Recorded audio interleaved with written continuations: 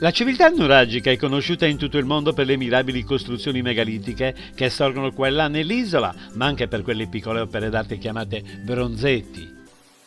Fino ad oggi ne sono stati ritrovati circa 500, in maggioranza nei pozzi sacri di Abini a Teti e Santa Vittoria a Serri, dove gli adoratori della dea Acqua li avevano ben fissati tramite colate di piombo alle rocce quale pegno per ringraziarsi la dea e per chiedere qualche grazia.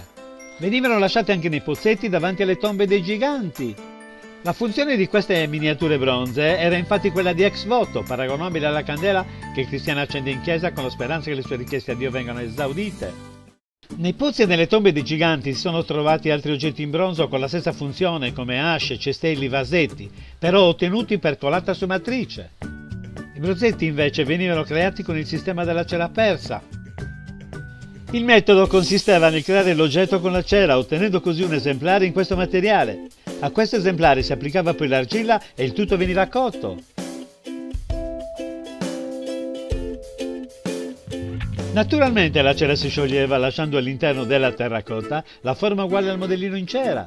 A questo punto veniva colato sulla forma così ottenuta il bronzo liquido che assumeva la stessa forma del modellino di cera.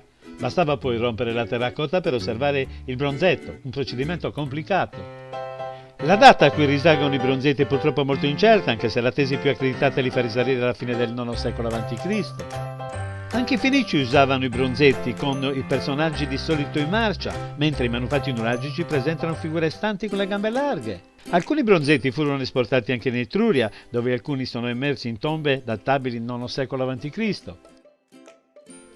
Le navicelle votive sembrano più tarde, forse fine del VII secolo, e sono la rappresentazione dell'idea di viaggio eterno, unito all'idea dell'offerta votiva tramite il fuoco a cui la navicella con funzione di lucerna era destinata. Alcuni pensano che quelle navicelle siano la rappresentazione di vere imbarcazioni usate dai sardi nei loro trasferimenti nel Mediterraneo, sia per scopi civili che militari. Gli stili dei bronzetti finora ritrovati possono essere raggruppati in tre correnti, quella di Monte Arcosu, Abini Teti e Barbaricino. Lo stile Monte Arcosu Uta è caratterizzato dalla forma geometrica con teste cilindriche, grandi occhi e corpo stilizzato e rigorosamente geometrico. Anche il tipo Abini Teti non si discosta molto da quello descritto, anche se le figure sembrano più orientali e ricercate e si discostano dallo stile rigido geometrico. Il verso in tutta la produzione di tipo Barbaricino, che appare più popolare e più reale, con figure di persone e animali che richiamano la vita di tutti i giorni, e per questo varia notevolmente come fattura.